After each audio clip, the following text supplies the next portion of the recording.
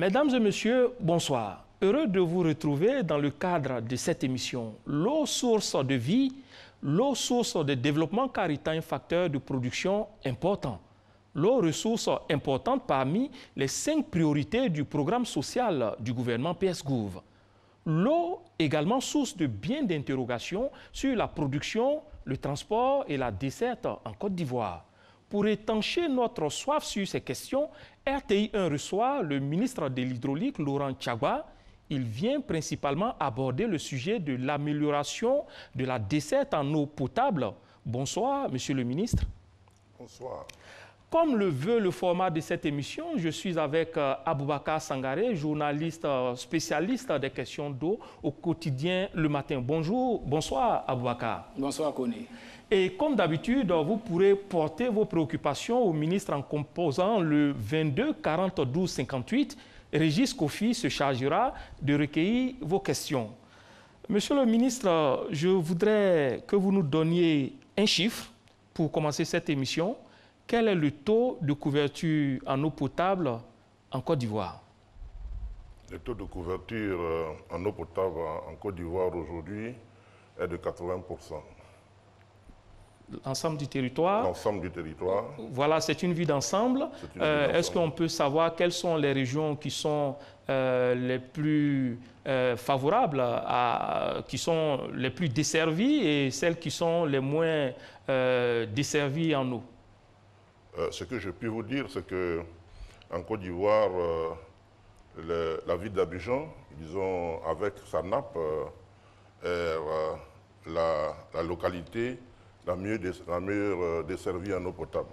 Malheureusement, l'est du pays, qui est une zone déficitaire en pluviométrie, connaît de sévères déficits.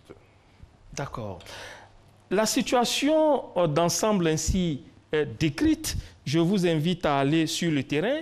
Constat, il y a des difficultés dans la distribution d'eau et l'eau manque dans certains quartiers d'Abidjan. Nos équipes se sont préoccupées de savoir pourquoi l'eau est mal distribuée dans ces quartiers. Le reportage de Christ Diomandé est commenté par Delphine Bla. Guessankwa, extension, dans la commune d'Abobo. Dans ce quartier habite Vali, chauffeur de taxi de son état et père de 2 enfants. Chaque jour, des bidons vides en main, Vali part à la recherche de l'eau. Vécu quotidien, mais véritable calvaire que vivent ces populations depuis 5 ans. Je suis dans le quartier ici depuis octobre 2003. Moi, il y a au moins 9 personnes à la maison. Bon, chaque jour, je cherche 1000 francs pour aller chercher l'eau dehors. Souvent, tu vois, ça là, ça vient dans la semaine, une fois, ou bien bon, ça peut faire un mois, ça ne vient pas. Dans tous les jours, 1000 francs, 1000 francs. Souvent, quand il roule taxi, il descend 1 heure, il m'avait cherché l'eau jusqu'à 2 h, 3 h, il rentre. Même avant-hier, dimanche, là, il suis rentré à 5 h à cause de l'eau. Certains acquéreurs des résidences et des propriétaires de maisons de fortune confrontés aux pénuries d'eau ont vendu leur logement. D'autres sont amers et impuissants vu les départs successifs des locataires. Nous sommes entourés d'eau, mais nous n'avons pas d'eau. Je paye près de 30-40 bidons d'eau. Donc il faut calculer au moins 1000 francs, 2000 francs un bidon d'eau et tous les jours. De telle sorte que nos locataires, nous avons pitié pour eux. Parce que s'il faut payer la maison, chaque fin de mois, il faut payer l'eau chaque jour, 2000, 3000 francs. À 2000 francs par jour, ça fait 60 000 francs. Et la maison, les gens payent 30 000. À la longue, tout le monde va partir. Il y a des locataires qui ont déménagé de chez nous. Ce n'est pas parce que nos maisons ne sont pas confortables. Mais le problème d'eau, c'est le problème d'eau qui est récurrent. Les femmes mènent un véritable combat sur l'affaire de l'eau. Pour la chefferie, des démarches administratives ont été entreprises, mais pas de satisfaction. Nous avons d'abord négocié avec l'ONEP. L'ONEP nous a reçus et l'ONEP nous envoyait des camions pour ravitailler les ménages dans le quartier. C'est insuffisant, mais c'est les efforts que nous tenons encore à remercier. Nous souhaitons vivement que toutes les promesses qui nous ont été faites par la direction régionale de la SODECI à Bobo Nord, que ces promesses-là soient tenues. Comme à Nguessankwa Extension, nombreux sont les quartiers de la commune d'Abobo, à savoir Bessé, Château, Île Verte et Sotrapim, qui vivent les mêmes cauchemars. Tous frappés par le manque d'eau, une réalité souvent triste. Après Abobo, cap sur la commune de Yopougon, une commune connue pour sa joie de vivre. Mais souvent, cette joie qu'il incarne fait place à une autre réalité, le manque d'eau. C'est le cas du quartier Ananéré, même constat qu'à Abobo. J'ai chargé l'eau avec mon premier fils, j'étais enceinte de mon premier fils, aujourd'hui il a 9 ans. J'ai chargé encore avec la deuxième, aujourd'hui elle a 5 ans. Ça continue encore jusqu'à aujourd'hui. Non, on ne sait pas quand ça va prendre fin. Sincèrement dit, on est fatigué. 2 h du matin, 3 h. Si tu ne t'es pas réveillé là, et c'est coupé, c'est jusqu'à encore 2 h du matin. Un bidon d'eau, on payait à 100 francs. Arrivé, les enfants là, nous donnent à 200. Un bidon d'eau. Le même qu'on nous envoie les enfants, nous ne savons pas d'où ça vient, mais on prend quand même. Et puis à la fin du mois, facture vient. Tu ne payes pas, ils viennent enlever le compteur. Pour atténuer la souffrance des populations dans ces communes, des camions-citernes de l'Office national de l'eau potable, ONEP, approvisionnent ces quartiers. Outre cela, des particuliers volontaires offrent aux populations de l'eau potable grâce à leur forage. Pour ces derniers, c'est une façon d'accompagner les actions du gouvernement en faisant du social. Nous sommes une entreprise de production, donc on utilise beaucoup l'eau comme matière première. Et donc on a constaté qu'il y avait vraiment une pénurie d'eau. Alors qu'est-ce qu'on a fait? On a essayé de faire un forage. Autour de nous, on a constaté que les populations avaient du mal à s'approvisionner en eau potable. Et donc le directeur a voulu qu'on essaie de voir comment est-ce qu'on peut aider la population. C'est de l'eau aussi, c'est une source, il faut consommer. Est-ce que l'eau est potable pour la consommation? Et quand on a regardé tout ça, tous ces éléments, on a dit bon ok, c'est possible. C'est comme ça qu'il a demandé qu'on ouvre l'eau à la population. La Côte d'Ivoire a un meilleur plan d'eau sur toute sa surface. La production en eau est suffisante. Elle peut faire face aux besoins en eau des populations grâce aux multiples rivières, les 4 grands fleuves que sont le Bandama, la Comoé, le Sassandra et le Cavali. Des lagunes, des lacs, 520 km de côtes maritimes et plusieurs nappes phréatiques dont celle d'Abidjan. Mais la distribution d'eau potable dans certains quartiers du district d'Abidjan pose problème. L'une des grandes difficultés qu'on a sur Abidjan, c'est le phénomène de piratage qu'on a sur le réseau. Il se trouve que dans les quartiers périphériques d'Abidjan, des individus s'adonnent à la fraude et qui détournent cette eau-là à leur profit et qui font payer très cher à la population.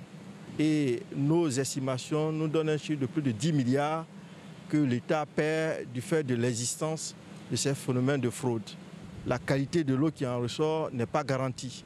Non seulement la population qui a cette eau frauduleuse la paie très cher, mais de l'autre côté, la population court d'énormes risques du fait de la qualité de l'eau non garantie par ces moyens détournés de décès.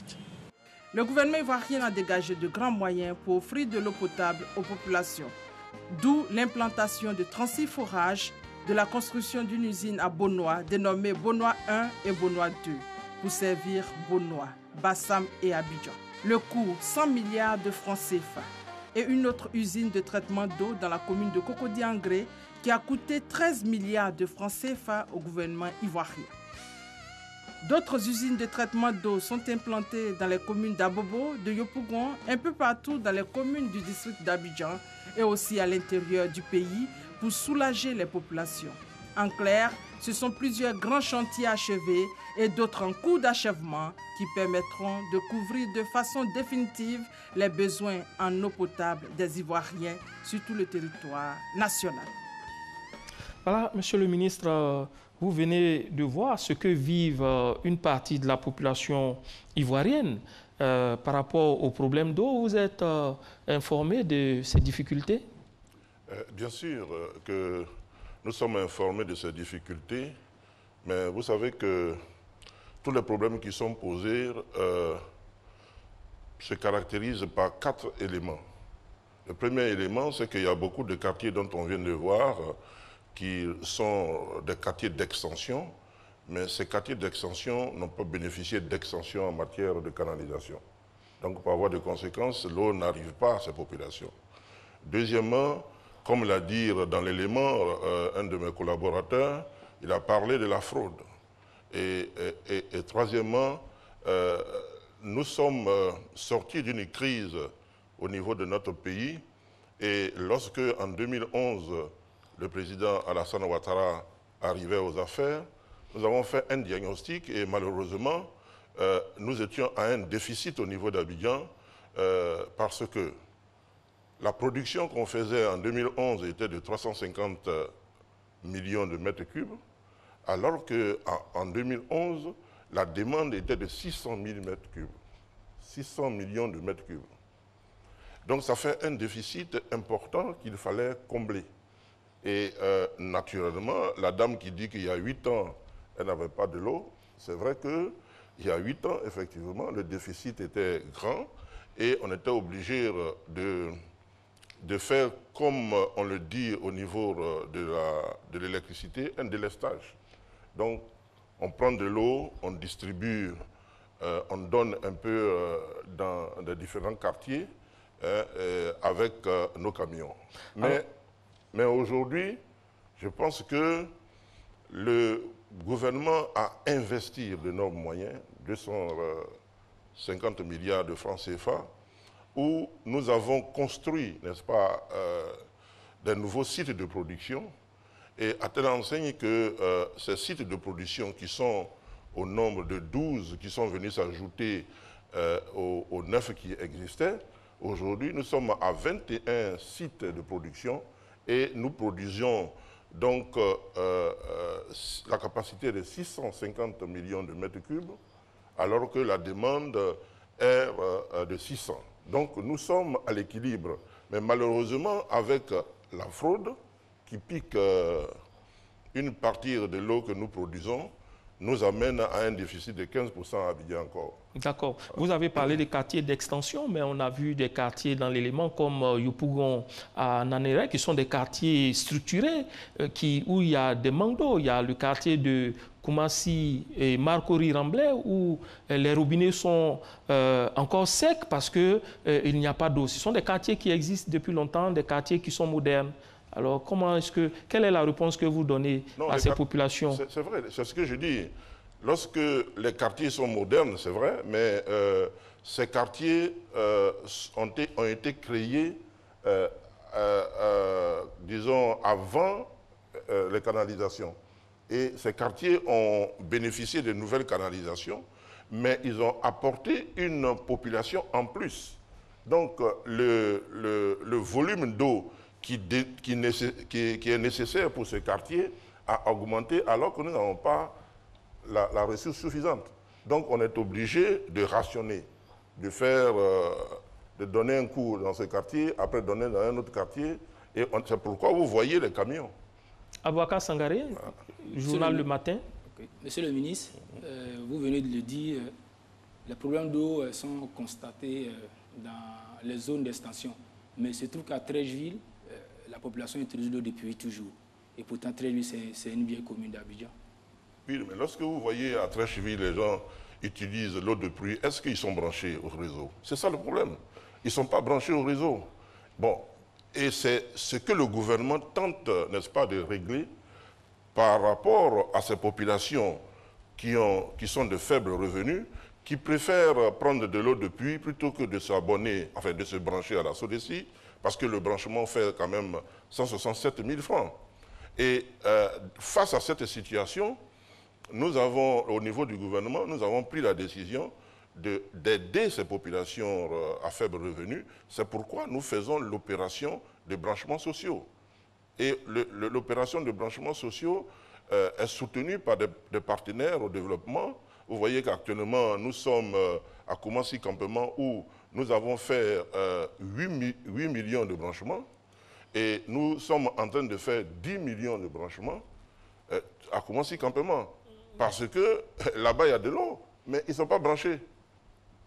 Ils ne sont pas branchés parce qu'une chose est de produire de l'eau, une chose est de faire les canalisations pour distribuer cette eau aux populations, mais pour que la population ait accès à cette eau, il faut que la population accepte de se faire brancher. Et c'est à ce niveau-là que souvent on a des problèmes, parce que la population estime que se brancher à 167 000, c'est trop cher. Donc ils préfèrent aller prendre de l'eau qui a été trafiquée par des revendeurs. Mais malheureusement, l'eau qu'ils vont prendre chez les revendeurs coûte plus cher que l'eau de la SODECI. Oui, ces revendeurs, est-ce que leur secteur est réglementé? On a vu que les ménages dépensent en moyenne par jour jusqu'à 2000 francs CFA pour s'approvisionner en eau. Oui, mais c'est ça. C'est cette problématique-là que le président de la République nous demande de régler. Vous voyez, on demande à ce que l'eau de la SODECI soit, enfin, l'eau produite par le ministère de l'Hydraulique, comment dirais-je, traitée par la SODECI, puisse être vendue à 520 francs. 520 francs, ça fait 1 mètre cube, ça fait 5 barriques. Mais au lieu de s'abonner à ça, les populations vont plutôt acheter de l'eau, une barrique à 2000. Ce qui fait que quand vous prenez une famille moyenne, la facture de la SODECI étant de 3 mois, cette facture moyenne, elle paye 200 000 francs de facture en réalité, en achetant de l'eau avec les revendeurs. Alors que si cette famille était simplement branchée à la SODECI en payant 528 francs le mètre cube, il y aurait 5 barriques. Mais il y a aussi 167 000 francs à payer pour bon, il y a 167 000 francs à payer, mais c'est rentabilisé dans le temps. Donc, par rapport aux populations à faible revenu, le président a donné des instructions pour qu'on puisse aller dans le sens de pouvoir les brancher en subventionnant le branchement. Et aujourd'hui, le programme que nous mettons en œuvre grâce aux partenaires au développement tels que la Corée du Sud avec KOICA, nous arrivons à faire le branchement à 10 000 francs. Au lieu de 167 000. Au lieu de 167 000 francs. Donc c'est ce programme-là que nous sommes en train de développer avec la volonté du président qui a mis en place le projet Eau pour tous. Et par rapport à ce projet Eau pour tous, nous avons 450 millions de branchements que nous devons faire. C'est ce qu'il nous a demandé. 450 000 ou 450 millions 450 000 familles qui seront branchées au réseau d'eau potable. Sangaré? Oui, monsieur le ministre, au cours d'un reportage lié à la pénurie d'eau, ce qu'on a constaté, c'est que les abonnés même de la société qui fournit l'eau aux Ivoiriens n'arrivent pas à fournir l'eau aux abonnés, mais les branchements que vous appelez aujourd'hui frauduleux commercialisaient l'eau. Donc ceux qui avaient le compteur se rendaient chez les fraudeurs pour s'approvisionner. Comment cela s'explique-t-il? Bon, vous savez, dans toutes sortes de choses, dans toutes sortes d'organisations, il n'y a pas la sécurité zéro. Hein. Il y a toujours des personnes qui se positionnent, voulant être plus malins que les autres pour pouvoir faire la fraude. Mais la fraude, nous combattons la fraude aujourd'hui dans notre programme. Voilà, nous combattons la fraude. Mais vous voyez, avant de combattre la fraude, il faut être capable d'être prêt à donner de l'eau aux populations à partir, n'est-ce pas, d'un système maîtrisé. Quand on prend le cadre, par exemple, d'Abobo, l'élément l'a fait ressortir. Honnêtement, aujourd'hui, nous avons de l'eau disponible pour envoyer à Abobo avec les investissements que nous avons faits. Nous avons fait la station de Songo, nous avons créé le château d'eau de Ndotré, où nous stockons 5000 mètres cubes dans ce château d'eau. Nous avons fait le château d'eau dans nos Kwakouté. Mais le problème que nous avons, c'est que dans les quartiers dont on a parlé, nous avons le problème de la superposition des canalisations. Vous avez autour de 200 km de canalisation. Nous avons dans ce sens. 2000 km. 2000 km de canalisation superposée. Et dans ces 2000-là, le ratio à Abobo est très élevé. Bon, nous qui avons la responsabilité de mener ce travail, nous ne prenons pas le risque, nous ne faisons pas courir le risque au gouvernement, n'est-ce pas, de la contamination des populations. Donc nous gardons en stock cette eau et nous sommes en train de travailler à la dérivation de ces canalisations qui font courir des risques aux populations.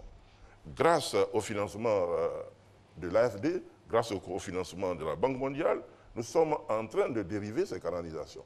Et lorsque ces canalisations seront dérivées, bon, quand je dis dérivées, ça veut dire séparées, ça veut dire on met la canalisation d'eau usée à part et la canalisation d'eau potable à part, pour éviter que s'il y a une casse, la canalisation d'eau usée contamine la canalisation d'eau brute, d'eau potable, et les populations vont en consommer, c'est plus grave. Donc, nous sommes en train de faire ce travail, le gouvernement nous soutient en cela, et nous travaillons pour que rapidement, ces canalisations, les travaux de canalisation soient terminés. Et une fois que ces travaux sont terminés, nous allons les rincer et nous allons basculer l'eau dans ces canalisations. En ce moment-là, les populations d'Abobo seront vraiment sécurisées en matière d'eau potable. D'accord, monsieur le ministre, nous l'avons dit en début d'émission, cette émission est interactive et les téléspectateurs ont réagi automatiquement au 22 42 58. Régis Kofi a déjà les premières préoccupations de tous ceux qui nous suivent sur RTI 1. Régis Kofi. Bonsoir à toutes et à tous. Dans cette première série de questions, nous avons enregistré l'intervention de 4 personnes, à commencer par celle de Mme Clarisse Quadio, qui nous appelle de Moronou, un village de 10 000 âmes situé à 173 km d'Abidjan, sur l'autoroute du Nord. Eh bien, la dame nous apprend que depuis la création de ce village, il n'y a jamais eu d'eau potable dans cette localité. Certes, un château d'eau est en construction, mais les travaux sont à l'arrêt. Monsieur Abou Quadio nous a joint au téléphone depuis Ouagadougou, au Burkina Faso, dans la région de Lifou, précisément à Prikoro. Il y a des villages qui n'ont pas accès à l'eau potable. Il souhaiterait savoir quelle est la politique du gouvernement pour pallier cette difficulté. Monsieur Goué Alphonse nous signale une inconstance dans la distribution de l'eau à Aboboté, dans la commune d'Abobo. L'eau ne coule pas dans les robinets à partir de 5 heures et ce jusqu'à 17 heures. Pourtant, les factures arrivent à temps. C'est ce que nous dit également cette dame qui nous a appelé de Yopougon, en Anéré, Lise Zigré, qui nous dit également pas d'eau, mais toujours les factures. Bien, voilà les préoccupations des téléspectateurs. Je rappelle que les 2 premières questions qui relèvent de l'adduction en eau potable en milieu rural seront abordées dans la deuxième partie de cette émission. Mais les préoccupations de M. Alphonse Goué, qui se trouve à Boboté, sont précises, comme celle de cette dame qui appelle de Yopougon Ananéré. Ce sont des points précis. Est-ce que M. le ministre peut apporter des réponses précises à ces préoccupations? Yopougon Ananéré, à Boboté, Ramblay, quelles sont les solutions? Vous avez énuméré les causes. Quelles solutions précises et efficaces vous comptez apporter? Les solutions que nous proposons, c'est de renforcer d'abord la production et nous avons déjà atteint ce renforcement. Maintenant, il s'agit de régler les problèmes de canalisation pour que ces populations puissent avoir de l'eau de manière permanente. Et quand vous prenez à Boboté, à Bobaoulé, jusqu'au cimetière d'Abobo, toute cette zone-là, c'est une zone sur laquelle nous sommes en train de travailler par rapport au problème de canalisation en dérivation. Et nous sommes obligés de brancher les populations qui sont à Boboté, les populations qui sont à Bobo-Baoulé, jusqu'à Biabou. Nous sommes obligés de les brancher sur un fil 800, c'est-à-dire un réseau, un autre réseau, pour pouvoir prendre de l'eau dans ce réseau pour leur donner en attendant que nous finissions les travaux. Mais lorsqu'on se branche sur ce réseau, ça veut dire que c'est du volume que nous prenons sur les autres quartiers. Donc, par voie de conséquence, il y a des moments où on sert les quartiers sources et ensuite on ferme et on donne aux quartiers concernés. Voilà. C'est un rationnement. C'est un rationnement. Donc, pourquoi vous choisissez de les desservir à des heures vraiment qui sont assez reculées? Non, c'est-à-dire que les heures que nous choisissons sont des heures de moyennes, je dirais, sollicitations. Vous voyez, c'est-à-dire, quand la sollicitation est forte, l'eau, la disponibilité, elle est faible. Donc, au moment où tous ceux qui sont dans ces quartiers-là sont allés au travail, la consommation de l'eau baisse. Donc, nous avons un volume disponible qui est intéressant. Donc, nous basculons vers ces populations pour pouvoir leur permettre de faire leurs provisions. Et puis ensuite, on rebascule. C'est ce que j'appelais le délestage. Elles ne dorment pas, elles sont obligées d'attendre l'eau à 2 h du matin, à 5 h du matin, au Remblai, à Koumassi, à Bobo. Le président nous a dit, écoutez, monsieur le ministre, faites en sorte que je ne vois plus des femmes avec des bidons à Abidjan qui sont alignées pour aller chercher de l'eau. Et ça, donner de l'eau aux populations, c'est la prunelle de nos yeux. Mais nous sommes obligés de travailler parce que apporter de l'eau aux populations nécessite des travaux. Les travaux, ça ne dure pas 15 jours. C'est des travaux qui peuvent durer 1 an et qui sont assez complexes. Donc on demande aux populations de patienter et par rapport à ça, le président a tellement mis des moyens que nous pensons que d'ici la fin de l'année 2019, beaucoup de situations seront réglées pour Abobo, pour Yopougon et d'autres quartiers d'Abidjan. Sangaré? Monsieur le ministre, je souhaite revenir sur les branchements sociaux à 10 000 francs. Oui. Je voulais savoir quelles sont les communes d'Abidjan qui sont concernées par ces branchements sociaux et quelles sont les conditions pour pouvoir en bénéficier. Alors, d'abord, pour bénéficier d'un branchement social, il faut être classé comme une population à faible revenu. Et la plupart du temps, vous voyez, dans la commune d'Abidjan, quand vous prenez par exemple Yopougon, il y a 45 quartiers précaires. Quand vous allez à Koumassi, vous avez environ 38 quartiers précaires.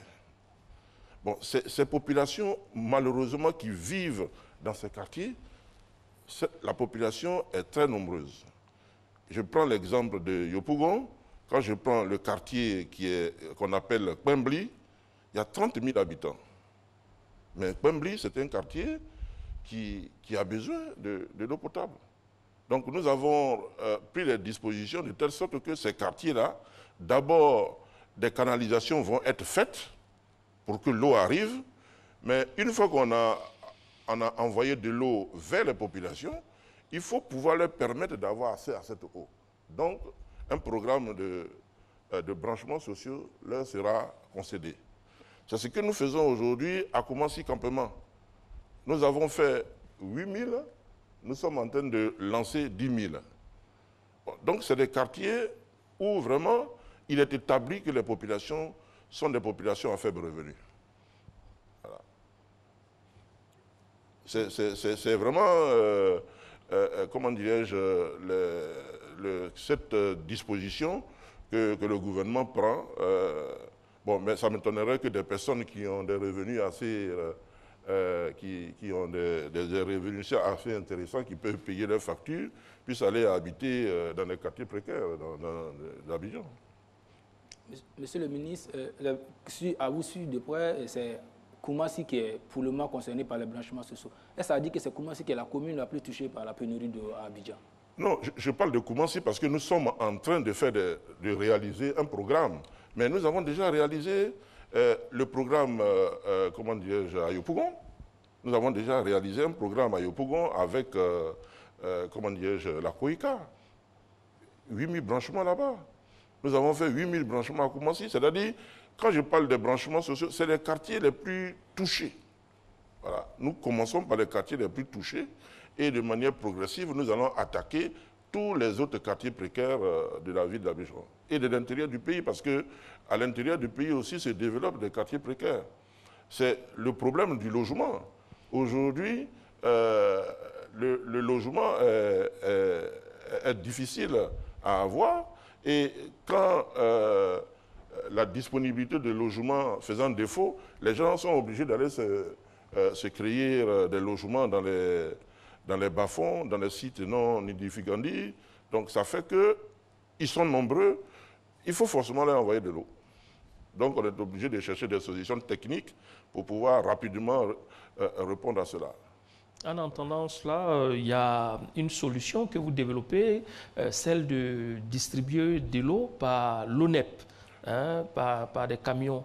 Oui, ça c'est en entendant. Oui. En attendant, provisoirement, on a acheté des camions pour que nos camions puissent avoir accès à ces populations, pour pouvoir leur donner de l'eau, pour leur permettre, n'est-ce pas, d'avoir de l'eau, en attendant que toutes les réalisations que nous envisageons de faire soient réalisées pour qu'ils puissent être tranquilles pour avoir de l'eau sans problème. Sauf que souvent, on trouve ces camions-là dans des quartiers comme la Riviera, Cocody, ailleurs, ce n'est pas toujours le cas, ils ne sont pas visibles là-bas. Non, à Cocody et dans les quartiers, je dirais, où on a des réseaux assez clairs, il y a très souvent, vous voyez, des casses de canalisation. Voilà. Par exemple, dans un quartier, Cocody, Deux Plateaux, Riviera, il y a des travaux qui sont réalisés par des entreprises, mais ces entreprises, avant de faire ces travaux, malheureusement, ne font pas, comment dirais-je, des dérivations de réseau. Ils commencent des travaux et cassent des canalisations. Lorsqu'une canalisation est cassée, on est obligé de fermer la canalisation, la réparer avant de redonner de l'eau aux populations. Parce que si on ne fait pas ainsi, l'eau va être contaminée et les populations vont en pâtir. Et c'est pourquoi, quand on ferme la canalisation pour la réparer, on pallie la distribution de l'eau en envoyant les camions citernes dans les quartiers comme Riviera, comme Deux Plateaux, où a priori vous ne devez pas voir les camions là-bas.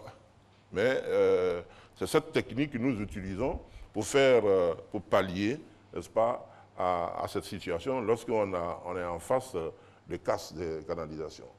Bon, au niveau comment dirais-je, d'Abidjan, vous avez 93% de casses qui sont à la base, n'est-ce pas, de la pénurie d'eau dans certains quartiers comme Cocody, Deux Plateaux, Riviera, Angré, ainsi de suite. Voilà.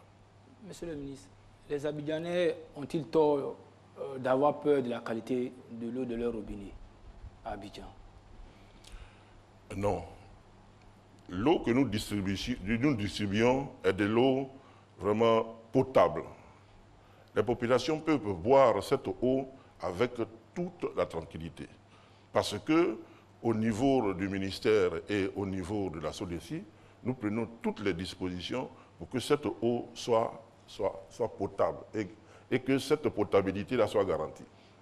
Et c'est pourquoi je dis souvent, lorsque les populations ont cette psychose de croire que l'eau de la SODECI, l'eau que nous distribuons n'est pas potable, se déverse sur les eaux en bouteille. Mais je pense que l'eau en bouteille que vous buvez, c'est de l'eau de SODECI. Voilà, parce que les nappes que les sociétés qui mettent de l'eau en bouteille utilisent, c'est la nappe de Benoît, c'est la même nappe que nous utilisons pour pouvoir distribuer de l'eau potable. Il ne faut pas oublier aussi qu'il y a la fosse eau minérale qui est vendue.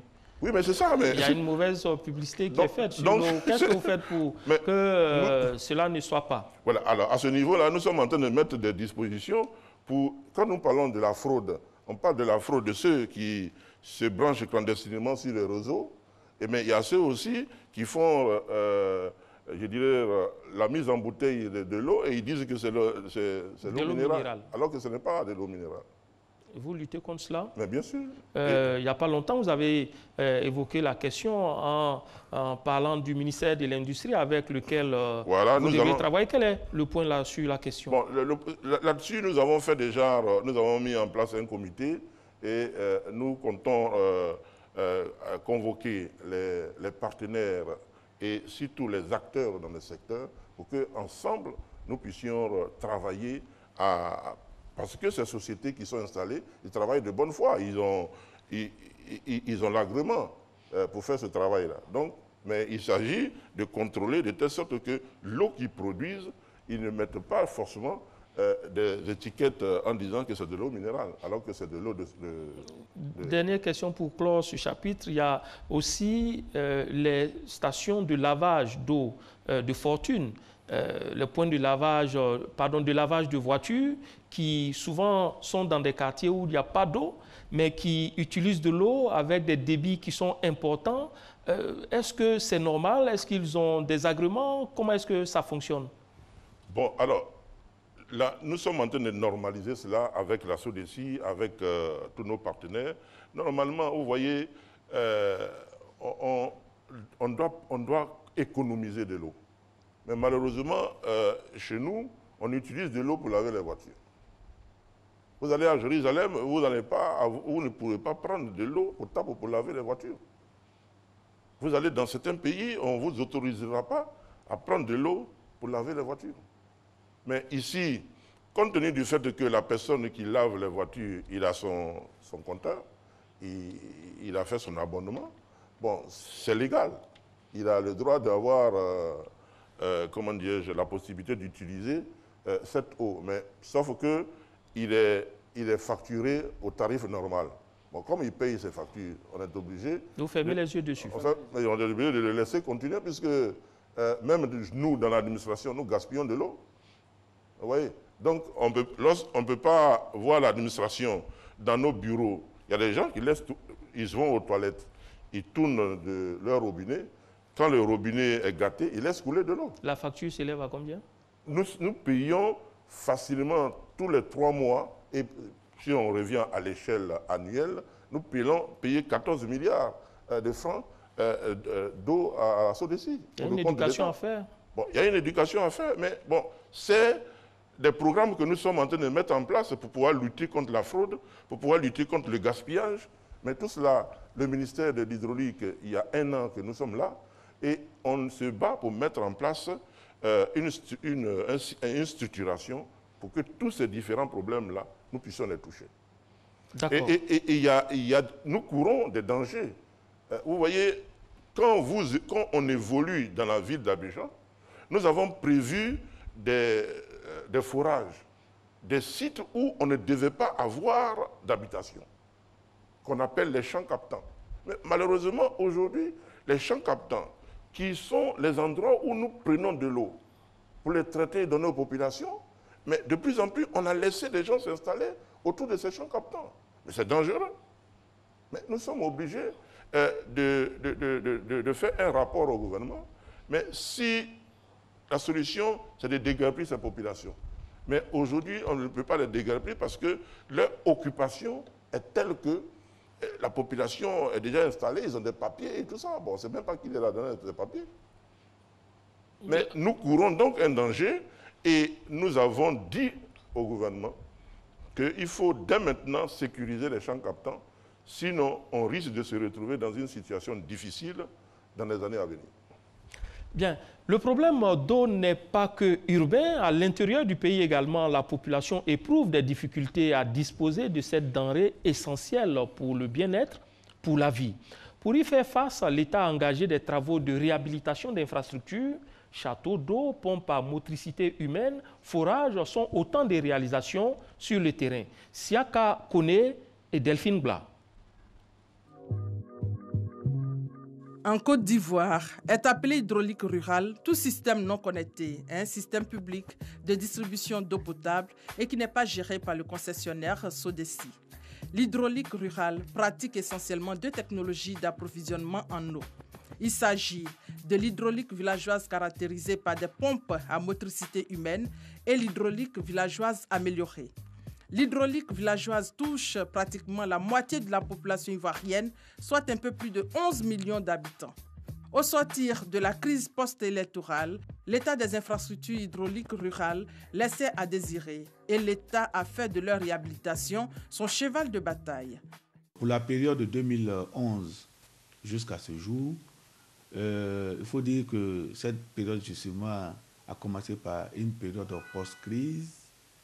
Et au niveau de l'hydraulique rurale, ce qui avait été constaté, c'est que près de 60% des pompes à motricité humaine, ça veut dire les pompes à pied ou à main, étaient en panne à la sortie post-crise en avril 2011. Donc d'avril 2011 jusqu'à aujourd'hui, l'intervention du gouvernement a consisté à réparer toutes ces pompes. Pratiquement 3000 pompes ont été réparées de 2012 jusqu'à 2016 et 319 nouveaux forages équipés de pompes à motricité humaine ont été installés. Et dans cette période aussi, pour alléger la pénibilité de la corvée d'eau au niveau des femmes, près de 155 pompes solaires ont aussi été installées dans cette période. Donc, d'avril 2015 jusqu'à ce jour, près de 79 milliards de francs CFA ont été investis en milieu rural. À ce jour, le taux d'accès de la population rurale à l'eau potable est de 71% contre 59% en 2011. En zone rurale, le problème majeur en termes d'hydraulique reste l'entretien et la gestion des équipements. La gestion communautaire ayant montré des insuffisances, situation qui a suscité la réaction de l'État. L'on a assisté à la mise en place du programme social du gouvernement dénommé PS-Gouv, programme dont la mise en œuvre va concerner la réparation et la maintenance de 21 000 pompes sur les 3 années à venir. En matière d'hydraulique, l'État ivoirien entend relever des défis pour le bien-être de la population.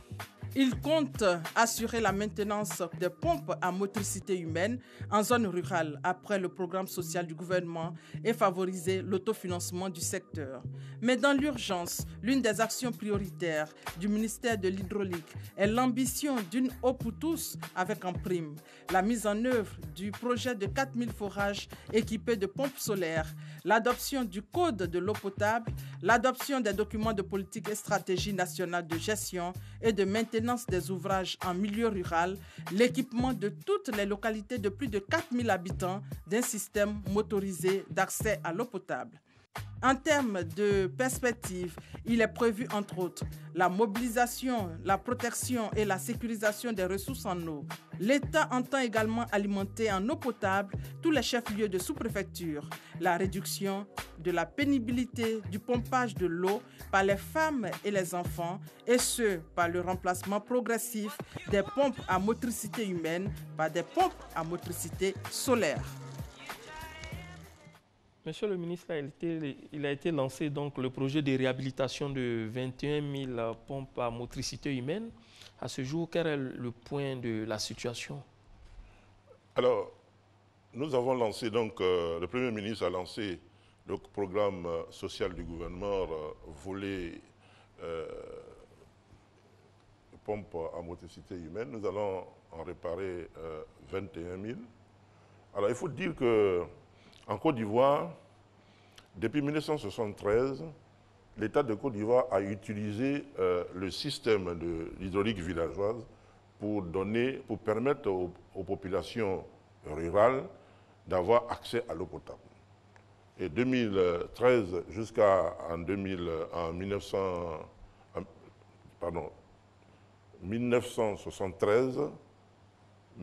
1987.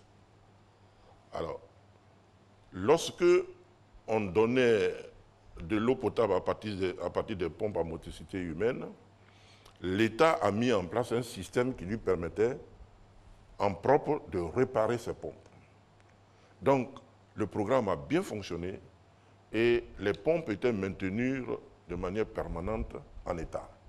Donc, les populations avaient toujours de l'eau potable.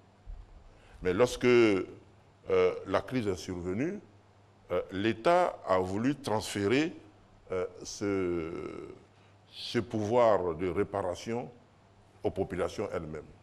Et malheureusement, en affaires, ça n'a pas marché. On a fait un mauvais choix. Et aujourd'hui, on s'est retrouvé en 2011 avec la crise post-électorale à exacerber la situation. Et le président a donné après le diagnostic, a demandé de faire un premier geste de 7 milliards qui nous a permis de réparer les pompes. Mais on s'est rendu compte rapidement qu'il y en avait beaucoup qui ne pouvaient pas être fonctionnels parce que en panne. Donc c'est pourquoi le gouvernement a pris la décision de mettre en place un programme sur 3 ans qui va nous permettre de réparer les 21 000. Mais la stratégie que nous avons adoptée, c'est que nous allons réparer jusqu'en juin prochain, nous allons réparer, nous allons équiper les 21 000 pompes. Mais aujourd'hui, quel est le point? Bon, aujourd'hui, le point, depuis que nous avons lancé, nous avons 300 pompes qui ont été réhabilitées. Maintenant, demain, je donne les moyens à mes directeurs régionaux et aux directeurs régionaux de la SODECI de manière à aller sur le terrain de telle sorte que tous les mois, nous allons réparer 500 pompes. Et notre calendrier va nous permettre en décembre de pouvoir atteindre un taux de réparation d'environ 4500 pompes. Et nous devons tout faire pour qu'en juin prochain, les 21 000 pompes, les 8 000 pompes que nous devons remplacer seront remplacées et les 13 000 qui sont en panne puissent être réparées. Donc, une fois qu'on aura remplacé les 8 000 pompes qui sont en panne et qui ne sont pas fonctionnelles, et si nous réparons les 13 000, nous allons nous retrouver à une situation normalisée en juin 2020. Maintenant, les 2 ans qui vont nous rester, nous allons les utiliser pour maintenir les pompes en état de fonctionnement.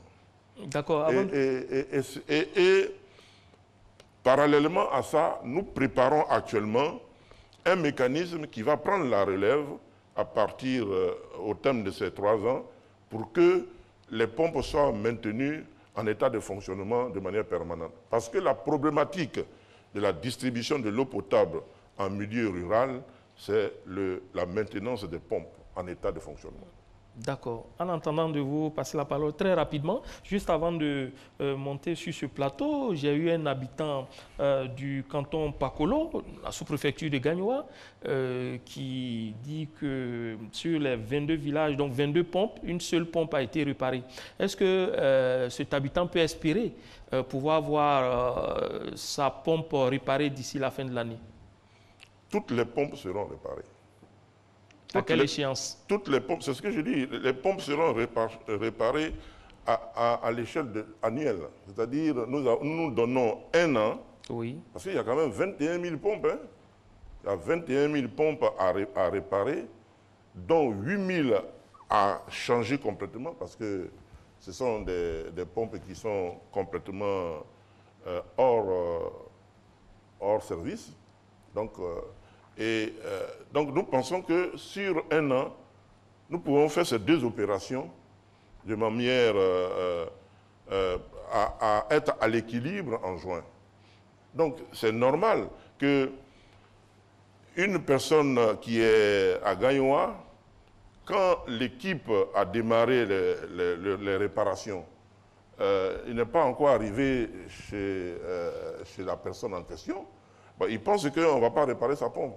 Mais on est obligé d'aller conformément au programme qu'on a élaboré et faire en sorte que 500 pompes soient réparées tous les mois. Sangaré?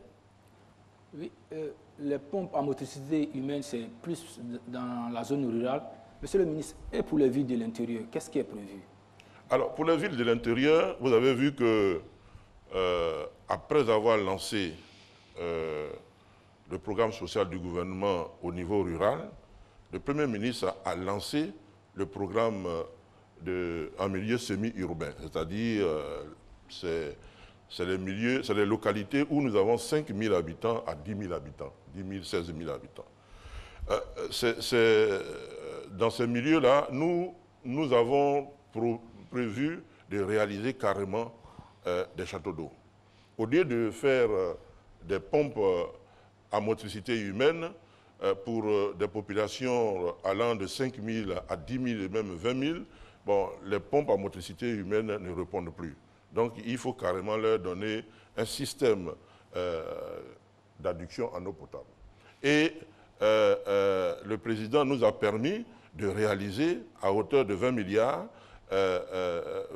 31 localités où on a inauguré les châteaux d'eau. Et nous continuons avec les projets qui vont démarrer en octobre. Il y a 100 localités que nous réalisons, 5 000 à 10 000, à 10 000 populations. Alors, ça, c'est ce que nous faisons dans le semi-urbain. Maintenant, dans le rural, nous continuons à réparer donc les 21 000 pompes, mais l'État, au travers de 3 projets, doit rendre disponibles 12 000 pompes à motricité solaire. Et ce sont ces 12 000 pompes à motricité solaire qui vont nous permettre d'enclencher le programme de remplacement des pompes à motricité humaine par des pompes à motricité solaire. Parce que j'ai proposé au Premier ministre et au gouvernement que la pompe à motricité humaine, elle a servi, mais aujourd'hui, avec l'évolution de la technologie, nous pouvons faciliter, disons, le travail des femmes, parce que ce sont les femmes qui vont, en général, faire la corvée d'eau, et elles pompent ou elles pédalent. Donc ça, c'est des pénibilités. Et aujourd'hui, avec le système solaire, la femme arrive au point d'eau, elle n'a qu'à appuyer un bouton et elle a de l'eau. Oui, on l'a vu dans l'élément. Voilà. Donc c'est ce que nous cherchons à faire pour régler le problème de la pénibilité, mais surtout faire en sorte que le problème de la corvée de l'eau ne plombe pas la jeune fille au niveau rural. Parce que la corvée est souvent faite par les jeunes filles. Et pour cela, on ne les envoie pas à l'école. Donc nous avons dit que si nous mettons en place ce système qui remplace la motricité humaine, ça va libérer la corvée d'eau, va libérer les femmes, mais particulièrement les jeunes filles, donc on pourra les envoyer à l'école. Monsieur le ministre, les pompes à motricité solaire, 12 000, quand le projet commence exactement et cela va nécessiter combien à l'État? Il y a le premier projet qui démarre d'ici décembre avec 2000 pompes. Il y a le programme social, le président a lancé un programme qu'on appelle Eau pour tous. Dans ce programme Eau pour tous, nous réalisons 200 châteaux d'eau pour équiper 200 sous-préfectures et nous réalisons 4000 forages. Donc 4000 plus 2000, ça fait 6000. Et lorsque un autre projet fera en sorte que le troisième projet qui va donner 4000 forages supplémentaires, ça fait un total de 8 plus, enfin de 4 plus 4, ça fait 8 plus 2, ça fait 10. Et les 12 000 forages sont complétés par le 4e projet qui doit démarrer en mars avec 2000. Ça fait les 12 000 forages que nous allons répartir au niveau national et surtout dans les endroits où l'accès à l'eau potable est crucial. D'accord. Avec votre permission, nous allons retrouver Régis Kofi qui est toujours au 22 40 12 58. Vous êtes nombreux à réagir sur ce poste. Alors, Régis Kofi, nous vous écoutons pour les dernières interventions des téléspectateurs. Dans cette deuxième vague de questions, M. Iradi Simplice nous a joint de Zoukougbe et nous apprend que là-bas, les tuyaux qui servent de distribution d'eau sont installés à 20 cm dans le sol. Cela crée beaucoup de désagréments dans cette partie de la Côte d'Ivoire. Il souhaiterait savoir si justement c'est la norme. Lucien est à Bokanda. Pourquoi est-ce que le coût du branchement s'élève à 160 000 francs CFA? C'est la question qu'il pose. Il souhaiterait savoir également quelle est la provenance de l'eau que distribue l'ONEP, si elle est de bonne qualité. Monsieur Kamagate Amara nous appelle de Bondoukou, Koboko, sous-préfecture de Kouméré. Il n'y a que 2 pompes pour 3 villages. Là-bas, c'est la Croix et la Bannière pour avoir de l'eau. Que fait l'État? La préoccupation de monsieur Kamagate. Et puis, M. Konéamidou Adaloa s'intéresse au cas de Bouaké. Lorsque les lagunes des lacs tarissent, il y a des problèmes de distribution d'eau. L'État pourrait-il exploiter l'eau souterraine pour pallier cette difficulté? c'est la préoccupation qu'elle soulève. Merci à Régis Kofi. Comme je le disais tout à l'heure, on a eu les premières interventions où Mme Clarisse Kouadio, qui se trouve à Moronou, c'est à 173 km au nord d'Abidjan, dit que ce village qui existe depuis longtemps ne connaît même pas la joie de savourer, d'étancher sa soif avec de l'eau potable. Qu'est-ce que vous dites à cette population de Moronou? Alors, cette population de Moronou, si elle n'a jamais eu de l'eau, moi je pense que très rapidement, il faut réagir pour pouvoir leur donner une pompe. Bon, vous savez que la répartition des pompes dans les villages se fait en fonction de leur population. C'est-à-dire une population qui est estimée à 50 personnes a une pompe. Mais si le village en question, il y a 200 personnes, il n'est pas pris par le programme. Donc je pense que si aujourd'hui, cette population, enfin ce village-là, n'a pas toujours de l'eau potable, par rapport à ce qui est dit au niveau international, la maxime dit il faut donner de l'eau potable à toutes les populations et ne laisser personne de côté. Et le président nous a instruit de faire en sorte que l'eau potable pour tous soit une réalité. Donc si nous avons l'information qu'il y a un village qui n'a jamais eu de l'eau potable, dès demain, une équipe va aller véritablement diagnostiquer pour voir pourquoi est-ce que depuis longtemps, ils n'ont pas eu de l'eau et voilà. Nous allons remédier à cela. C'est à Moronou, c'est très pratique, c'est à 173 km, voilà, en nous allant allons réagir à Toumoudi. Et le faire rapidement. Il y a également, nous sommes suivis du Burkina Faso, d'où M. Abou, oui c'est ça, Abou Kouadio, certainement originaire de Pricro, a soulevé le problème concernant sa localité. Il attend certainement une réponse d'espoir. À Pricro, nous savons que Pricro, Ouélé, comment dirais-je, la zone de Moronou, la zone de Kotobi, la zone de Hara, toutes ces zones-là sont des zones déficitaires en eau potable. Et le président de la République, lorsque l'opportunité lui a été donnée de faire la visite d'État dans le Yifou, a été saisi par ce problème. Et il nous a instruit de pouvoir élaborer un projet qui devait pouvoir résoudre ce problème-là dans la zone. C'est-à-dire résoudre le problème du Yifou, du Moronou et du Nzi. Donc, le projet que nous avons développé, qui est en maturité, c'est de prendre de l'eau dans la Komoué et le stocker dans des réservoirs de 5000 mètres cubes à Daoukro, à Kotobi, à Hara, à Bongwanou et du côté de Picro et de Ouélé. De telle sorte que le problème devait pouvoir être réglé et nous comptons, au travers de ce projet, résoudre le problème d'une partie du Nzi jusqu'à Bokanda.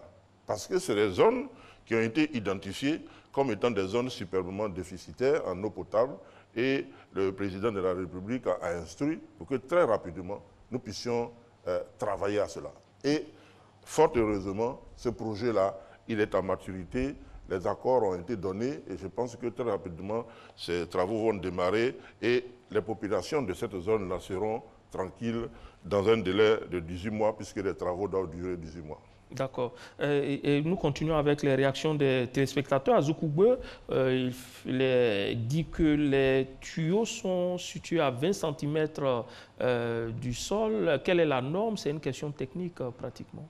Oui, donc, de toute manière, vous voyez, on ne peut pas, lorsqu'on fait le branchement ne doit pas être trop profond.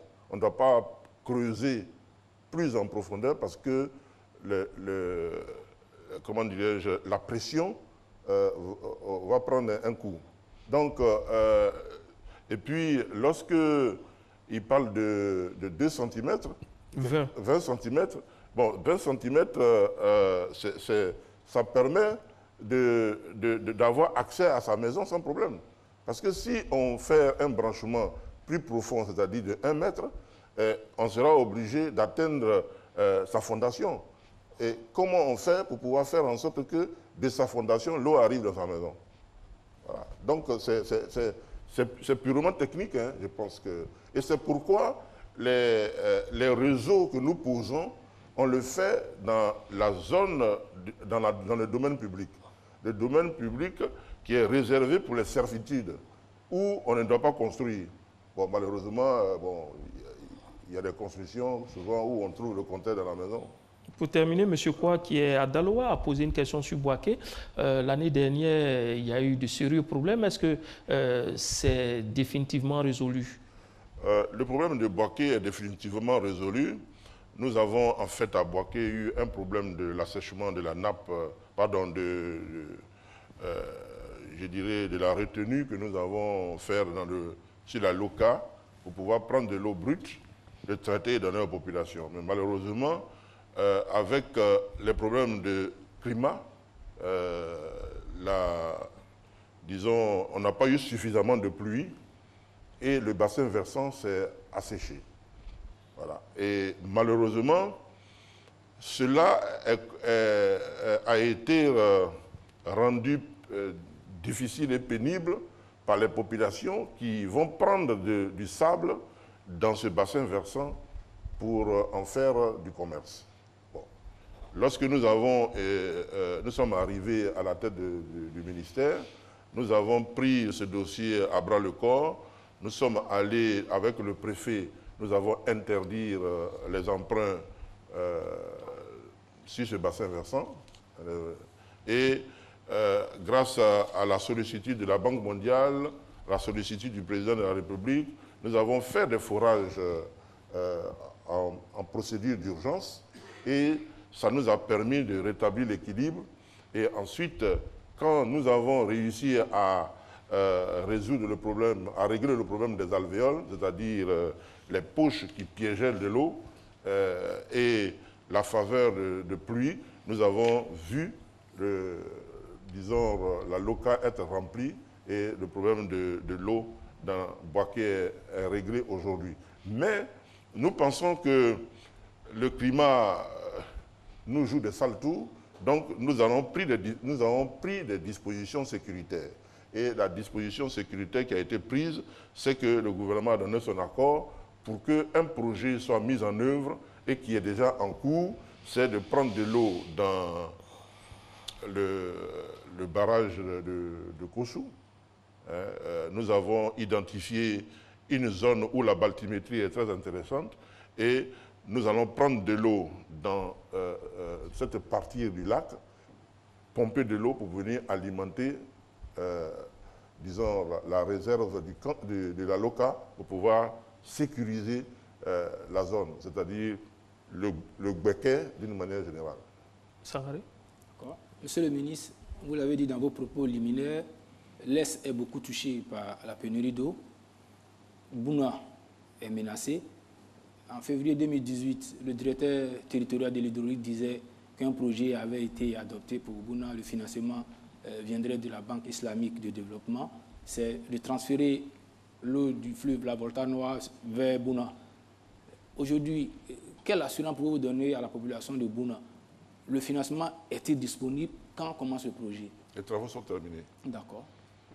Les travaux sont terminés. Nous avons pris de l'eau dans la Volta, à 45 km de Bouna, et nous avons construit un réservoir de 1000 m3 à Bouna, et qui va donc recueillir l'eau que nous allons pomper de la station de traitement qui est installée à 45 km.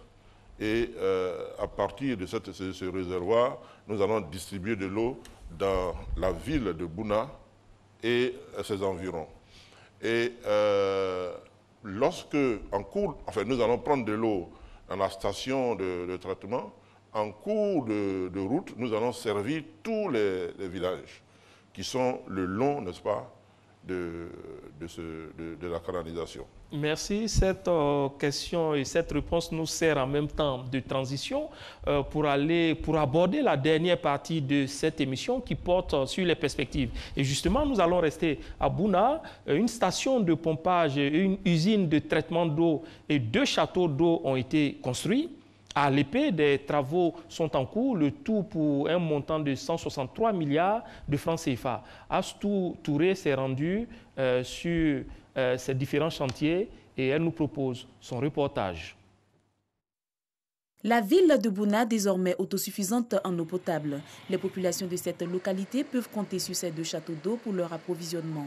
D'une capacité de 200 000 litres et 100 000 litres, ces châteaux d'eau assurent la distribution de l'eau au quotidien. Cette qualité d'eau maintenant, vraiment c'est très bien. Parce que vraiment c'est bien potable et puis la pression d'eau, depuis qu'on a eu le 2e château d'eau, vraiment il n'y a pas de problème. Vraiment, on est bien soulagé. Avant, Bouna était alimenté par des forages. On assistait à un manque d'eau criard. Les forages tarissaient. Maintenant, il y a suffisamment d'eau dans la ville, à partir de Vancouver. Si la ville de Bouna est ravitaillée, c'est grâce à cette station d'exor installée à Vancouver, à plus de 40 km de la ville de Bouna. Située en bordure de la Volta Noire, cette station de pompage d'eau brute a une capacité de 200 000 litres heure. Dans la Volta Noire, on a mis un mât qui, à l'intérieur, est logé une pompe immergée de 200 mètres cubes heure. Et au-dessus de la Volta Noire, nous avons un flotteur pour commander et empêcher aussi les particules d'entrée. Le mât est logé à l'intérieur d'un bâtiment et nous avons les armoires à l'intérieur qui commandent la pompe immergée. À partir de cette station de captage, l'eau brute est acheminée vers cette usine de traitement dotée d'appareils électroniques de dernière génération. Mise en service il y a environ 4 mois, à ce jour, cette station de traitement est la seule du genre en Côte d'Ivoire, dotée d'une armoire de commande équipée d'un automate et un écran de supervision en temps réel. Ici, nous avons l'armoire automatisme. Cette armoire gère le décanteur et les filtres. La particularité de cette usine, c'est que les filtres se lavent automatiquement. Il est possible de régler le temps de lavage des filtres. Et lorsque ce temps arrive, le système arrête toute l'usine pour procéder au lavage des filtres. Parce qu'il faut dire aussi que le lavage des filtres est très important dans le traitement de l'eau. Quand les filtres sont encrassés et que le débit d'eau chute, automatiquement le lavage des filtres aussi se déclenche. L'appareil dit que, attention, c'est que les filtres sont encrassés. C'est pourquoi l'eau n'arrive pas à passer facilement. Donc, automatiquement, il déclenche aussi le lavage des filtres. Rapidité et efficacité, certes, toutefois, des défis sont à relever. Au niveau de l'électricité, des fois, nous avons des micro-coupures. Les micro-coupures, ça peut facilement vous emporter les appareils. S'il y a une coupure, vous avez le temps d'aller arrêter vos appareils et attendre que le courant revienne. Mais la micro-coupure, quand il se coupe, il revient en même temps. Ça, en tout cas, ici, c'est fréquent. Et puis, il n'y a pas de réseau téléphonique. Il faut se déplacer pour aller à un point du village pour pouvoir appeler. Donc, on n'est pas joignable aussi immédiatement en cas d'urgence. Vous voyez. Si la ville a besoin de m'interpeller pour me dire qu'il y a un souci, arrête le pompage, ils ne peuvent pas tout de suite me joindre. Ils vont procéder par des messages et autres. Et il y a aussi l'asservissement en automatique qui est souvent perturbé à cause des intempéries. En plus de la ville, cette station de traitement a permis de ravitailler 5 villages situés sur le tronçon Vancouver-Bouna en hydraulique villageoise améliorée, communément appelée HVA. Pour l'alimentation de la ville de Bouna et ses environs, le gouvernement a investi 8,8 milliards de francs CFA. En plus de Bouna, Gagnoa et Saint-Fra, un autre projet en perspective, celui du renforcement de l'alimentation de la ville d'Abidjan en eau potable à partir de la rivière Mé. À la sortie de la ville d'Abidjan, en direction d'Alépé, l'on peut apercevoir de gros tuyaux et des machines, signe annonciateur des travaux en cours dans la région de la Mé.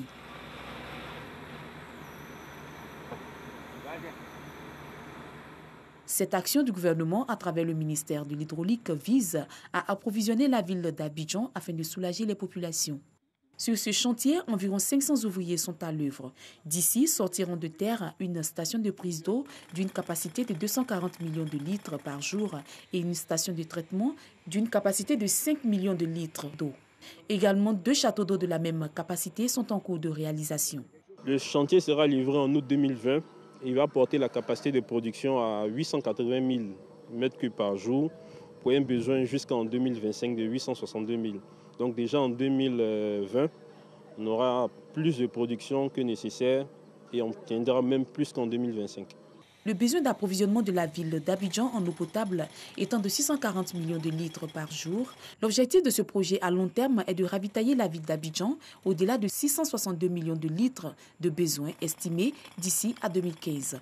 Mieux, la capacité d'approvisionnement passera à 882 millions de litres d'eau par jour.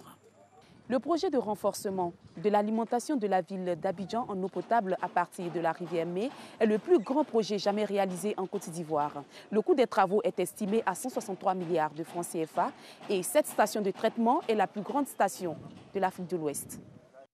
Monsieur le ministre, cet élément s'achève par des perspectives prometteuses, 882 000 m3 à la production dans quelques années, contre 662 000 m3 à la demande. On se demande, est-ce que vous n'allez pas tomber dans le piège du transport et de la distribution? C'est vrai qu'il y aura de l'eau à la production, mais il y a le transport, il y a le stockage, il y a la distribution. Quelles sont les précautions que vous prenez pour éviter ces pièges?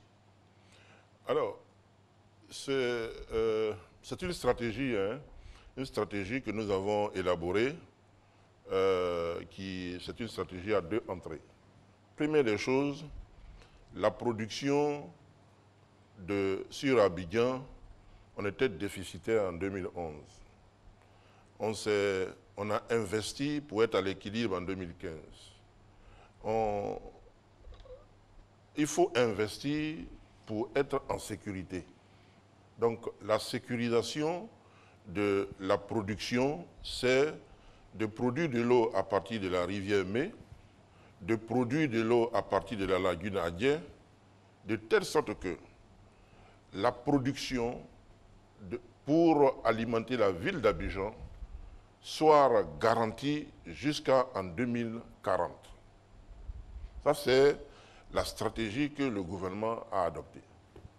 Donc, pour qu'on arrive à une production suffisante pour garantir l'alimentation en eau potable de la ville d'Abidjan jusqu'en 2040, nous avons 3 à 4 investissements à faire. L'investissement de la Mai, l'investissement d'Adien, qui a été déjà acté aussi, et il y aura l'investissement de la nappe d'Abounieki, et il y aura plus tard l'investissement de l'eau qu'on prendra au Bandama, au droit de Tiasalé, pour sécuriser la production de l'eau potable pour la ville d'Abidjan et ses environs. Vous voyez, la ville d'Abidjan s'étale et nous avons une zone industrielle qui est en train d'être réalisée au PK 24, mais cette zone industrielle doit pouvoir être alimentée en eau. Or, dans l'estimation que nous avons faite, qui nous a permis d'être à l'équilibre en 2015, la zone industrielle n'était pas prise en compte. Donc, pour être en sécurité, l'État de Côte d'Ivoire est en train d'investir dans ces 4 grands projets pour pouvoir sécuriser la production en alimentation en eau jusqu'en 2040. Bien, maintenant, lorsqu'on a de l'eau, il faut distribuer. C'est parallèlement, l'État de Côte d'Ivoire est en train d'investir pour remplacer les canalisations et faire l'extension. Aujourd'hui, la priorité est mise sur le remplacement des canalisations à Abobo pour que très rapidement nous soyons opérationnels et éloquents dans la distribution de l'eau potable à Abobo, qui est une des grandes communes, n'est-ce pas, de la ville d'Abidjan. Voilà. Monsieur le ministre, dans les solutions que vous présentez, on voit que le recours est fait aux fleuves et aux rivières. Malheureusement, ces cours d'eau-là sont aujourd'hui attaqués par les activités des hommes. l'eau est polluée. À ce niveau, qu'est-ce que vous faites? Il y a l'activité d'orpaillage clandestin qu'on pourrait ajouter à la liste des menaces. Tout à fait. Bon, vous savez que dès les indépendances, la stratégie d'alimentation en eau potable était basée sur l'utilisation des ressources, je dirais, souterraines.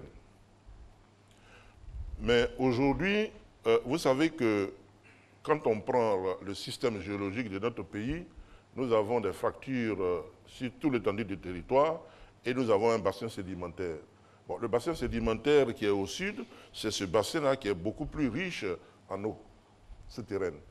Les fractures, nous pouvons les utiliser, mais on ne peut pas aller au-delà de 5 ans pour utiliser une fracture pour alimenter de l'eau en population.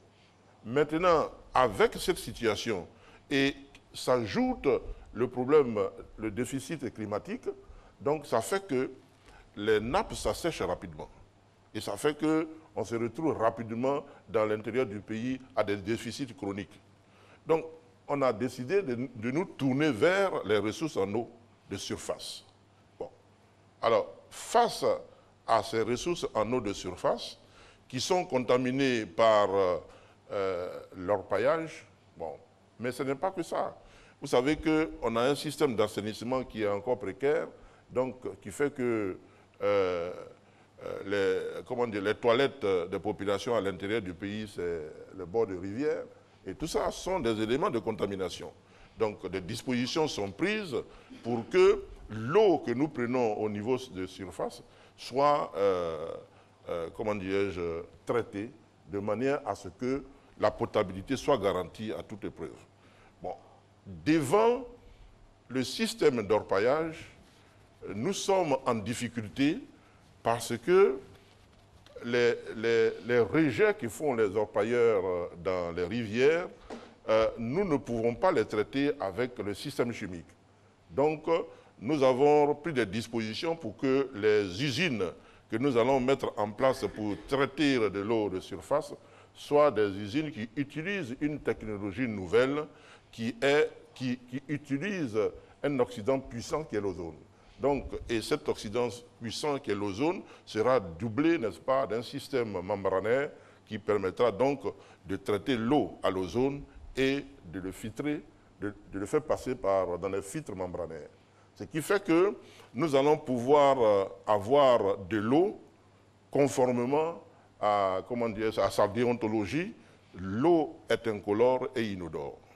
Parce que vous savez qu'il y a certaines régions où l'eau est colorée et les populations pensent que cette eau qui est colorée, bon, elle n'est pas potable. Elle est potable, mais elle est colorée.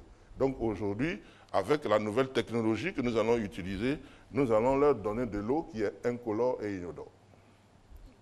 Monsieur le ministre, pourquoi ne pas en même temps s'attaquer au problème de l'orpaillage? Bon, alors, moi, en tant que ministre de l'Hydraulique, j'utilise de l'eau, la ressource qui est disponible. Maintenant, l'orpailleur qui est en train de faire son travail, normalement, la loi dit que toute industrie qui doit rejeter ses effluents dans les cours d'eau doit traiter ces effluents et faire en sorte que ces effluents soient potables avant de les rejeter. Et c'est pourquoi, au niveau de notre pays, il y a une inspection des établissements classés. Bon, donc je pense que à ce niveau-là, ceux qui ont la responsabilité de pouvoir faire en sorte que les établissements classés jouent leur rôle en plein temps, bon, nous les interpellons. Moi, en tant que ministre de l'Hydraulique, j'interpelle très souvent mon collègue des mines, parce que c'est les mines qui donnent l'agrément à quelqu'un pour aller exploiter de l'or. Maintenant, il faut faire en sorte que lorsqu'il s'est installé en tant qu'industrie, en train d'exploiter de l'or, les établissements classés veillent à ce que ces rejets puissent respecter la norme. Et dans tout cela, nous sommes en train de travailler, le gouvernement, nous avons une solidarité gouvernementale et au travers de cette solidarité gouvernementale, nous travaillons ensemble. Vous avez vu que pour inaugurer les châteaux d'eau, c'est mes collègues qui m'ont aidé à faire ce travail. Donc, nous avons initié cette stratégie de solidarité pour que les autres ministres puissent participer dans leur région disons, aux inaugurations pour être proche de leur population. Et donc, nous faisons ce travail-là ensemble. D'accord, c'est bon de donner de l'eau à la population. Cette eau n'est pas gratuite. La facture d'eau, ça coûte aussi. Le consommateur est facturé à 250 francs le mètre cube en Côte d'Ivoire. Est-ce que vous jugez ce tarif abordable? Ah oui, oui, vraiment. Au Sénégal, c'est 200 francs. Dans la zone UMOA, à part le Mali, la Côte d'Ivoire est le pays où l'eau est moins chère. Le Sénégal fait 200 francs, monsieur le ministre. 200 francs, non. Le tarif normal. Non, non, non, je ne crois pas. Hein. Le tarif au Sénégal, moi je vais vous donner les tarifs, hein, je vous donne les tarifs tout de suite. Quand on prend la tranche sociale en Côte d'Ivoire, il est de 18 mètres cubes. C'est ça. Alors, le 18 mètres cubes en Côte d'Ivoire, il coûte 4 230 francs. D'accord.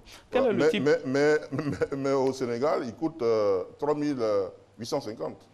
Oui, quand on sort du tarif social. Quel est le type de contrat qui vous lie à la société de distribution d'eau de Côte d'Ivoire, SODECI? C'est un contrat d'affermage. Est-ce que ce contrat n'est pas la source du manque d'investissement dans le secteur? Parce que le fermier ne peut pas investir dans ce type de contrat. Non, mais bon, moi je pense que le système qui est mis en place avec notre fermier qui est la SODECI, le principe c'est d'investir, l'État investit et l'État donne en exploitation aux fermiers. Voilà.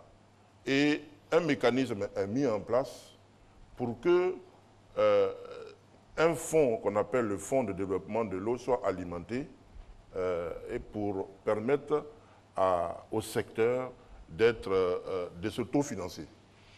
Bon, le travail est fait, mais souvent, l'État n'a pas la trésorerie pour essayer de faire ou de financer la continuité des services.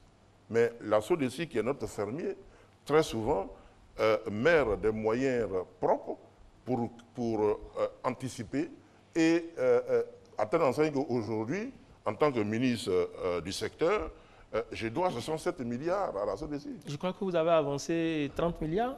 Non, sinon, 67 milliards qui, nous avons payé 30 milliards, voilà. Il restait 37 milliards. Et ça sera payé quand? Mais ça s'est augmenté encore. Bon, voilà. La facture s'augmente. Ça s'est augmenté encore. Donc, aujourd'hui, nous sommes en train de discuter avec l'État pour qu'on trouve un équilibre financier du secteur pour que cette situation d'écart de tarifs que l'État paye tout le temps soit bannie. À la limite, tous les Ivoiriens consomment de l'eau à crédit. D'accord. Ils se demandent aussi, les Ivoiriens, si il pourrait être envisagé d'ouvrir le secteur de la distribution à d'autres sociétés. Bon, en tant qu'ouvrir la distribution à d'autres sociétés, c'est ce qu'on appelle, disons, mais le secteur de l'eau en Côte d'Ivoire est très complexe. Je vais vous expliquer. Très rapidement. On n'a plus que 3 minutes. Vous voyez, le prix de l'eau que nous faisons à Abidjan, normalement, devait être moins cher que le prix de l'eau à Korogo. Mais depuis les indépendances, la Côte d'Ivoire, le président Houphouët-Boigny a mis un système en place qu'on appelle la péréquation, qui fait que l'eau qui est vendue à Abidjan, c'est le même prix qui est vendu à Korogo. Or, produit de l'eau à Korogo revient plus cher que produit de l'eau à Abidjan.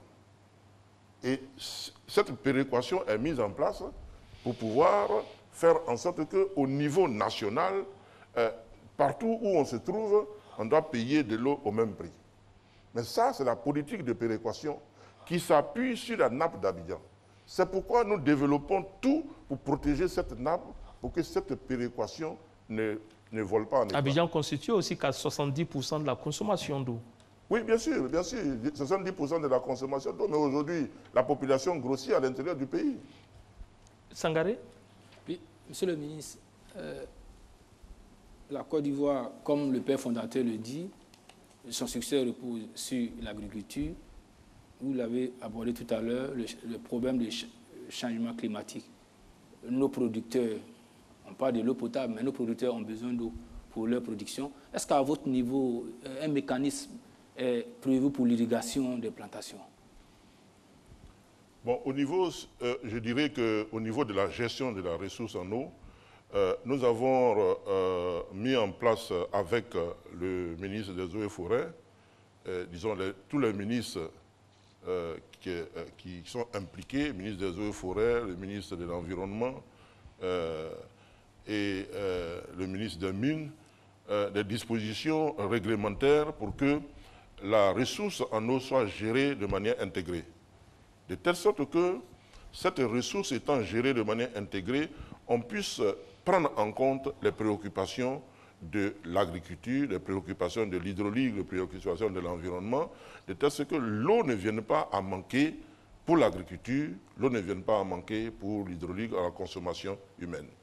Bon, parce que vous savez que dans le monde entier, l'eau douce ne représente que 3%. Et vous voyez la mer, vous voyez la lagune, vous voyez en Côte d'Ivoire, il y a la lagune, il y a tout, mais la lagune, on ne peut pas utiliser pour donner de l'eau potable parce qu'elle est saumâtre.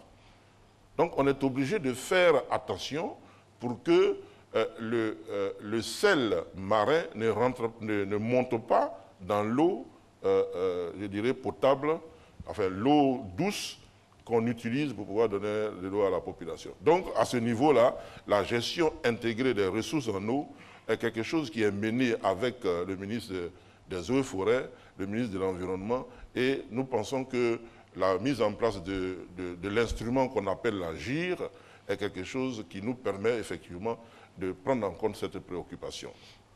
Monsieur le ministre, cette dernière question qui va vous servir de conclusion, votre objectif certainement dans votre département est de faire en sorte que la population ivoirienne ait de l'eau régulièrement, 24 heures sur 24, sans interruption. Déjà, quelle est la moyenne de coupure, le temps moyen de coupure d'eau en Côte d'Ivoire, très rapidement? Alors, le temps moyen de coupure d'eau en Côte d'Ivoire, bon, il faut dire que la coupure d'eau en Côte d'Ivoire, c'est maximum 72 heures. C'est le temps moyen? C'est le temps moyen, 72 heures. Bon, et généralement, les coupures, vous voyez, les coupures d'eau sont dues à l'électricité. D'accord. Et c'est pourquoi la stratégie que nous sommes en train de mettre en place, c'est de faire en sorte que les centres de production stratégiques puissent être équipés de systèmes électriques, c'est-à-dire de générateurs, qui se mettent en marche à temps zéro. Lorsqu'il y a la coupure de courant, le générateur se met en marche et la station de traitement ne s'arrête pas. D'accord. Voilà. Je reviens à cette question. Donc, fournir de l'eau de manière efficace, de l'eau potable à la population, 24 heures sur 24, cet objectif sera-t-il atteint? Les Ivoiriens ont-ils de l'espoir? Ceux qui sont à Yopougon, ceux qui sont à Bobo, ceux qui sont à Koumassi, ceux qui sont à Moronou, un peu partout dans le Pakolo également. Oui, je voudrais dire que les Ivoiriens peuvent avoir l'espoir, et cet espoir, c'est demain. Et le travail qu'il est en train de faire, avec la sollicitude du président de la République et avec le gouvernement, les moyens qui sont dégagés, les investissements qui sont faits, devraient pouvoir nous permettre de résoudre ces problèmes et de faire en sorte que les objectifs qui sont les nôtres puissent être véritablement atteints en matière de distribution. Je voulais dire aux Ivoiriens qu'il m'a été donné, dans le cadre de mes fonctions, de voyager, d'aller à Rome, et particulièrement au Vatican.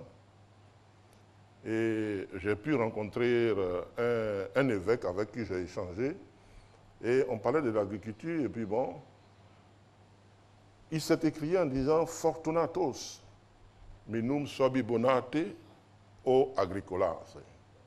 Traduction. Il disait « Trop heureux les laboureurs s'ils savaient ce qui était leur bien ». Mais moi, en tant que ministre de l'hydraulique, j'ai dit « Les Ivoiriens sont heureux s'ils savaient qui était leur bien ». Leur bien, là, c'est le président Alassane Ouattara. Voici un président que nous avons la chance d'avoir, qui a un leadership puissant, qui a des relations, qui a des réseaux, qui permet de mettre en marche des financements, mettre en marche des relations. Tout récemment, le président est allé à Riyad, où il a rencontré le roi. Des investissements seront faits. Même des investissements seront faits pour les pays de la sous-région. Et en 8 ans, nous avons réalisé dans le secteur de l'eau 500 milliards d'investissements. Et nous projetons d'en réaliser encore plus. Et je pense que nous devons faire en sorte que sa politique de vouloir stabiliser le pays, sa politique de faire en sorte que les Ivoiriens soient ensemble, nous pouvons l'aider à le concrétiser. Pour que si on est dans la stabilité, si on est dans le rassemblement, nous puissions avoir les investissements qu'il faut pour développer notre secteur, le secteur de l'eau potable, qui permettra de résoudre les problèmes des populations. Et Dieu seul sait, les populations, quand nous allons à l'intérieur du pays, nous savons que les populations souffrent du manque d'eau. Et nous qui sommes les techniciens, nous sommes heureux de travailler avec un président comme Alassane Ouattara qui nous donne les moyens d'être éloquents auprès des populations. Et je voudrais vraiment dire aux populations, et cette fois-ci, je me retourne vers ce qu'a été Churchill pour les Anglais. Churchill, au plus fort moment de la guerre, a dit aux Anglais que, et je cite, « We shall fight on the beach, we shall fight on the ocean, but we shall never surrender. » Nous allons nous battre sur les mers, nous allons nous battre dans les airs, mais nous n'allons jamais capituler. Je voulais dire aux Ivoiriens que nous qui sommes les techniciens, en tant que ministre, avec mon équipe, la SODECI, l'ONEP, avec les ingénieurs, nous allons faire tout ce qu'il faut.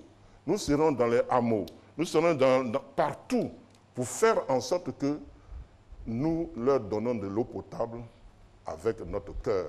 Et nous n'allons jamais capituler.